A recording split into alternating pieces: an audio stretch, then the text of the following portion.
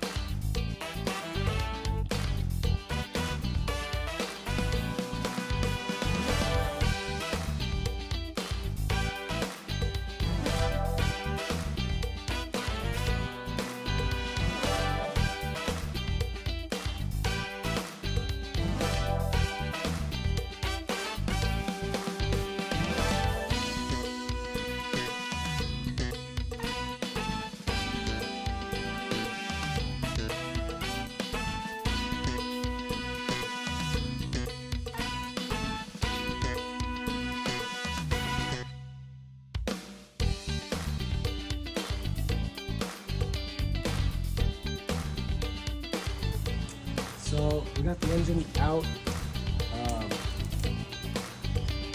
Most of you probably didn't know that these are ls3 heads, ls3 intake. I got, you could say, out of budget when we bought the block and decided to reuse the heads, the top end basically, to save some money for the time. Don't regret it. The thing made great power, worked really well, didn't have any problems with it, but I want to go faster, so usually going faster requires more horsepower is the easy button. So that's what we're gonna do. We're gonna strip this thing down to a short block, take the cam out, and we got heads intake. We're gonna look at the rod bearings and the crank bearings, make sure they still look good. Replace them if they need be. There's also a dry sump going on the truck now, because although this Moroso road course pan works great, I did happen to see a, what was it, 4 PSI, 4 pounds of oil pressure at the ridge going through turn 6, the carousel, this last summer. It instantly popped right back up, but decided it was probably time before this thing turned into something not worth anything. So that's also happening. But yeah, super pumped. On the ground, we are not going to be reusing the steering box, not reusing the 4-speed dog box. We're going to electric over hydraulic power steering. We're rear mounting a bigger PWR universal drift radiator in the back. So we're also doing a differential mounted alternator, but we'll get into that stuff a little later. Be enough room to get it out if I needed to, so we'll leave it on there for now.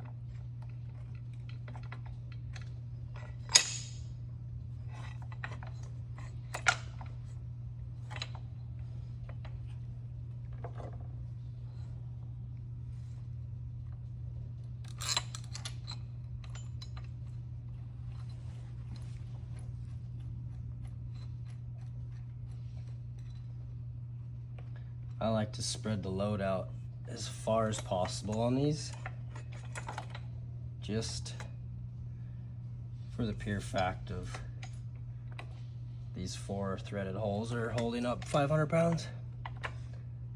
Always makes me a little, not sketched, but just, I don't know. Try to be as cautious as possible to messing up these holes, because these holes are very important. Do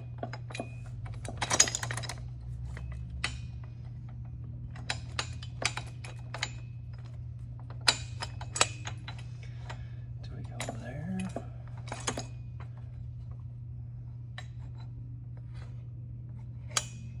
Looks like it.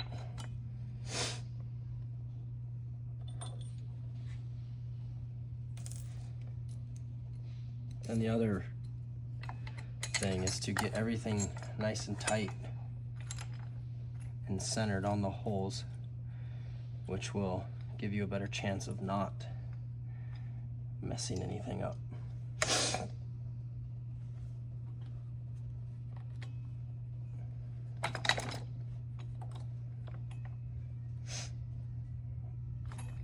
Okay, I need to go find a ratchet. That's okay.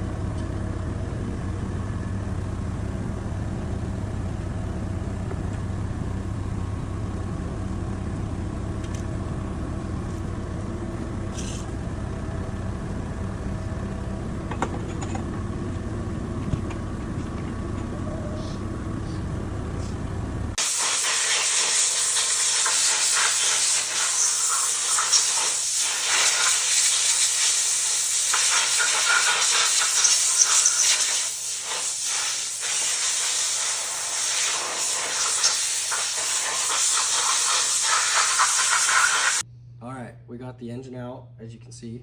The next step's going to be taking the intake, the heads, water pump, balancer, oil pan, timing cover, starter, rear cover,